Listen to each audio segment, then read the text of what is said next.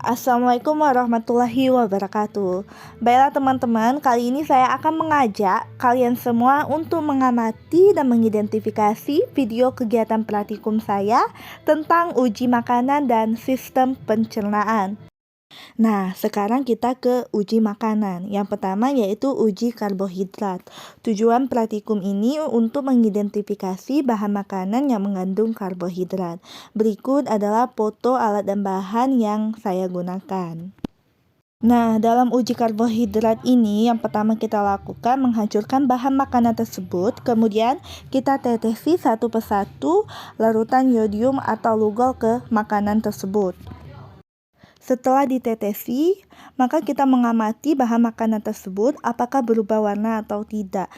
Nah, setelah mendapatkan hasil, kita catat ke dalam bentuk tabel sesuai dengan lembar kerja yang ada pada modul. Uji protein. Tujuan praktikum ini dapat mengidentifikasi bahan-bahan makanan yang mengandung protein. Berikut adalah alat dan bahan yang disiapkan. Nah, dalam percobaan ini kita bakar terlebih dahulu bulu ayam.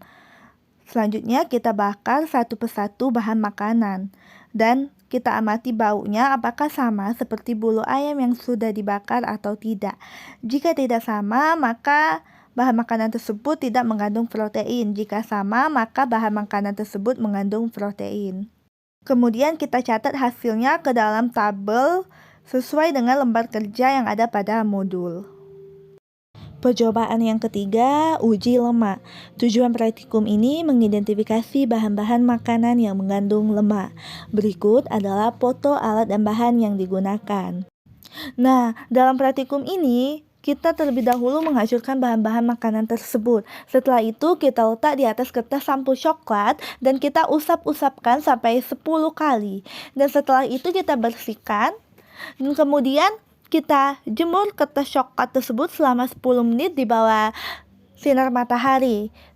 Nah, setelah dijemur, kita amati kertas coklat tersebut bahan makanan manakah yang meninggalkan noda minyak dan tidak. Jika bahan makanan tersebut meninggalkan noda minyak, maka bahan makanan tersebut mengandung lemak. Dan ini adalah tabel hasil dari uji lemak.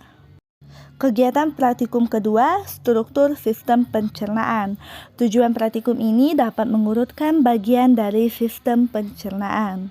Berikut alat dan bahan yang digunakan, yaitu ada gambar sistem pencernaan dan alat tulis. Berikut adalah foto sistem pencernaan. Yang pertama yaitu makanan masuk melalui mulut dengan cara dihancurkan oleh gigi, dan ludah juga berperan penting dalam menghancurkan makanan sehingga perut tidak perlu mencerna seluruh bongkahan makanan. Yang kedua yaitu tenggorokan atau faring. Setelah diproses melalui mulut, makanan melewati tabung penelan atau esofagus yang terdapat otot-otot untuk meremas-remas makanan atau disebut gerakan peristaltik guna mendorong makanan menuju lambung. Ketiga, lambung. Makanan masuk ke dalam lambung dan terjadi proses pencernaan kimiawi melalui enzim-enzim. Keempat, usus kecil. Usus kecil terdiri dari 3 bagian yaitu duodenum, jejunum, dan ileum. Di dalam usus ini makanan kembali diproses yang dibantu oleh enzim-enzim dari pankreas, hati, dan kantong empedu. Kelima, usus besar. Disebut sebagai kolon yang dikenal sebagai tabung berotot yang merupakan bagian terpanjang dari usus besar. Di dalam usus memerlukan bakteri bayi untuk memecahkan makanan, vitamin, dan nutrien, sehingga tubuh bisa menggunakannya. Usus besar berfungsi menyerap air dari makanan yang masuk sehingga hanya menyisakan ampas atau disebut feses. Yang keenam yaitu rektum. Jika feses sudah penuh di dalam kolon sehingga kolon tersebut tidak bisa menahannya lagi, maka akan dibuang semua ke rektum. Feses akan disimpan di dalam rektum dalam waktu 36 jam. Rektum adalah ruang lurus yang panjangnya 20 cm yang mempunyai khusus untuk memberitahu sesuatu saat ada yang harus dibuang dan mengirim sinyal ke otak saat feses ingin keluar. Oke teman-teman, itu saja video dari kegiatan praktikum saya kali ini.